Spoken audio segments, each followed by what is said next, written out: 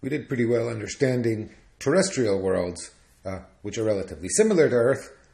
Now we can get ambitious. We can see what we can say about the Jovian planets and see how much of what we've understood translates to these more interesting systems. Looking at their motion in the solar system, the things I'd like to point out is the inclinations of the orbits are very small.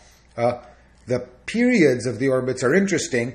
Jupiter and Saturn are locked, as you can see if you do the calculation, into a 2-to-5 resonance. So the 1-to-2 resonance that destabilized things has locked into a stable 2-to-5 resonance, which is anchoring, in some sense, the stability of the rest of the solar system. In terms of the rotation periods, the spin periods, notice how fast all of these objects spin. The slowest is Uranus with a 17-hour spin. Jupiter, in its entire mass, rotates about its axis every 10 hours. If we think about these giant planets forming out of a gravitational collapse, a gravitational instability, then we remember that this will acquire angular momentum from more distant parts of the cloud.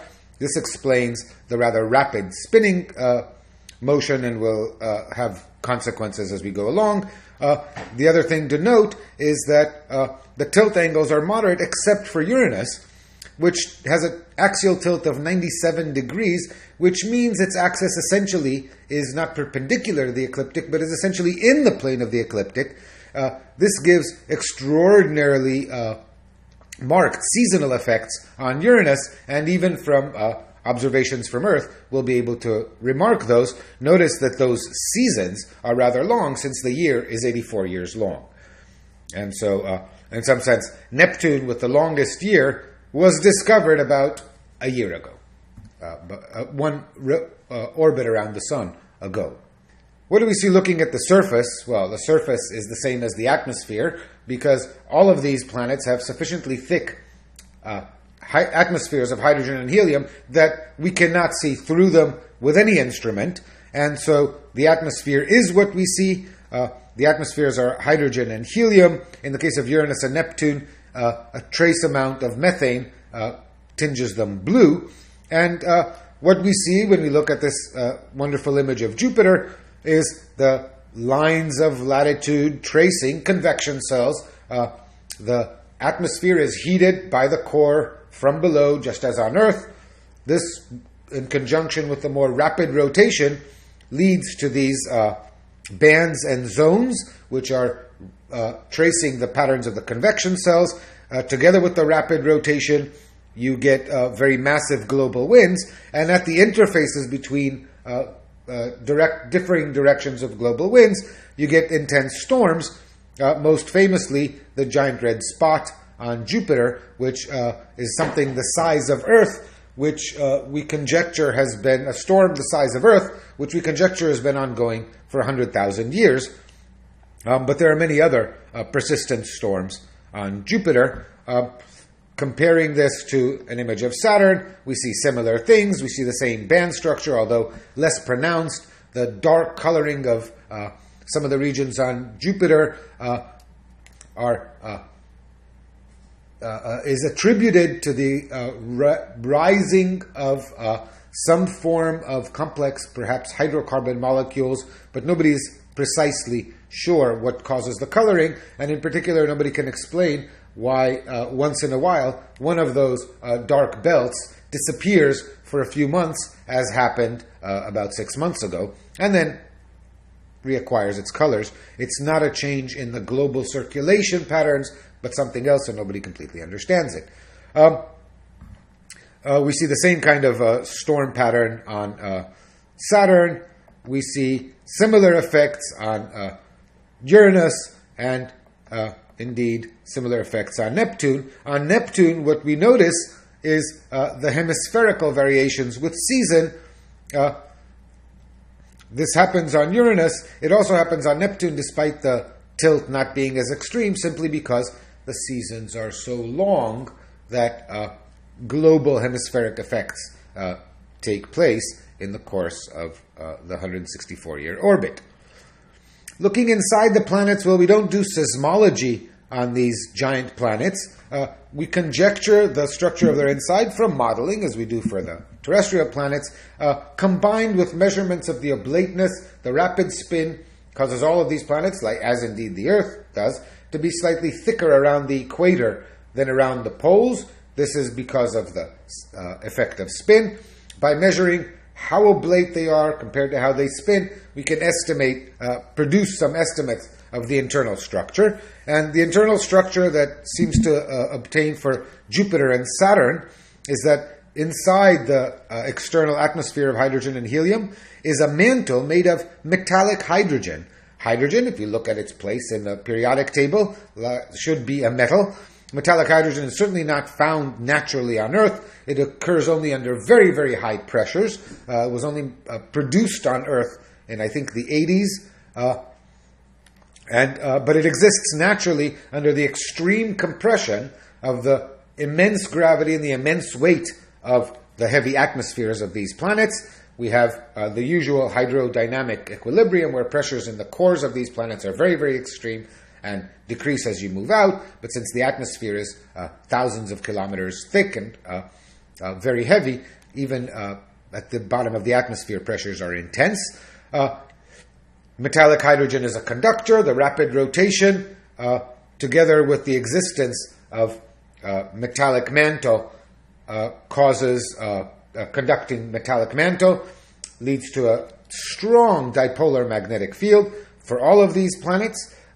In the case of the gas giants Jupiter and Saturn, this magnet is aligned very nicely with the planet's rotation axis.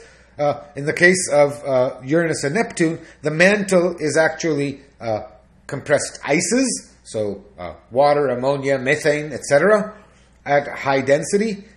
These too can conduct, but the mechanism is a little bit different. The understanding is incomplete, but one of the manifestations of the difference in the mantle is that the magnetic fields of Uranus and Neptune are 60 degrees tilted relative to their direction of rotation.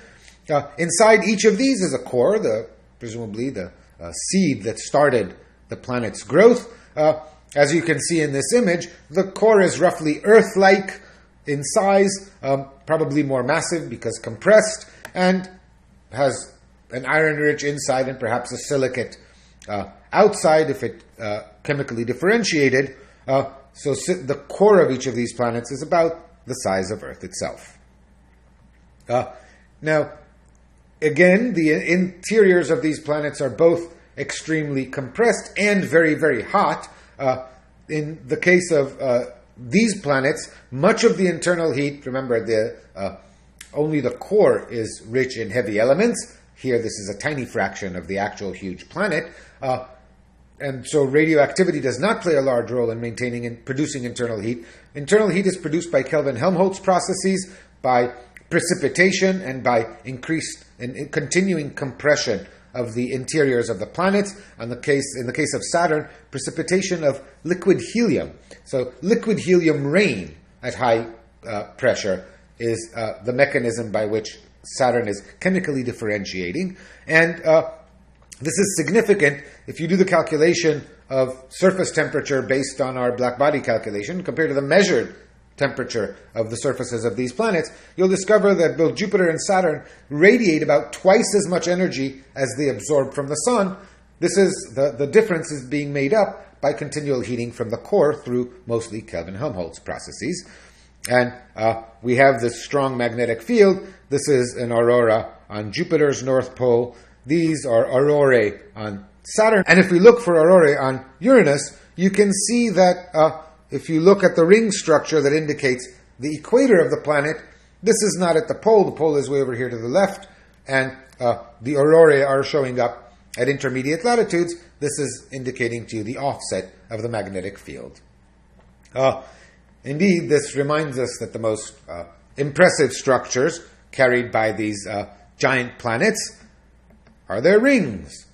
And we understand, in some sense, where these might come from. These planets are formed by a gravitational instability in the nebula, collapse, and the collapse will be accompanied by a flattening into an accretion disk from which the planet acquires gas and dust. Near some of this leftovers of the nebula will form moons. So most of these planets have moons that orbit them in their equatorial plane. These moons formed within the accretion disk, just as the planets formed in the sun's accretion disk. But close to the planet, tidal forces can prevent gravitational accretion. This would have been true in the case of the sun as well, except that close to the sun, whatever didn't accrete into Mercury was blown away by T-Tauri winds.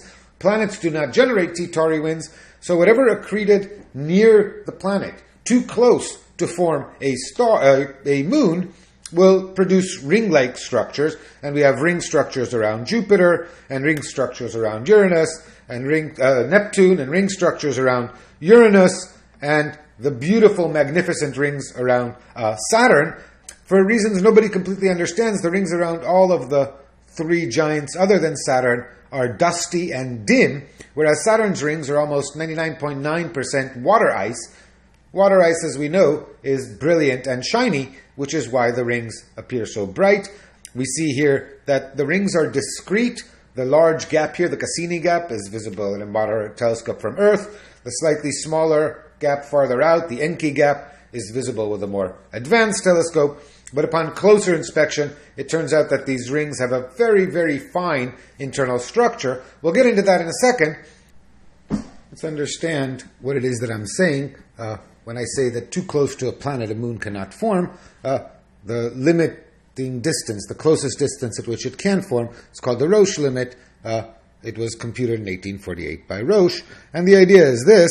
We have a planet over here. We're trying to form a moon over there. We will say a moon can accrete and form, provided that the tidal forces of the planet are not enough to blow it apart. So we've done enough to do this calculation that Roche did. We give this a mass m planet, give this a mass m moon, set them a distance d apart, and the question is basically, this moon is held together by gravity.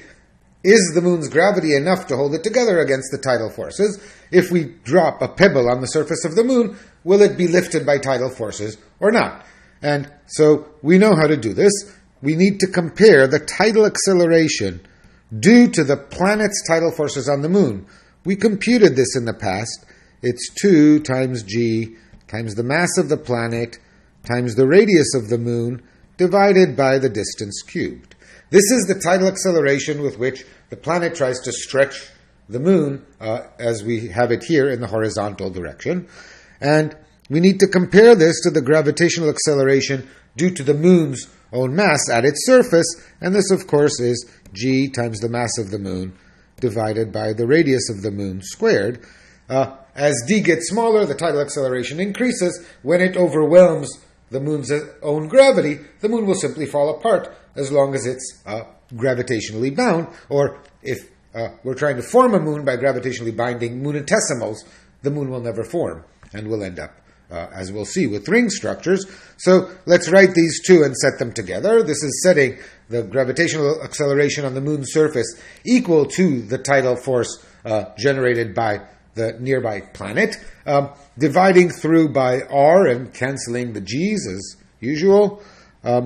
I'm going to put this down over here, and I find that I have this interesting expression that says the mass of the moon divided by its radius cubed is equal to twice the mass of the planet divided by the distance cubed, which it's interesting to write in a different way. You write the mass of the planet divided by the distance cubed, but then you divide and multiply by the radius of the planet cubed.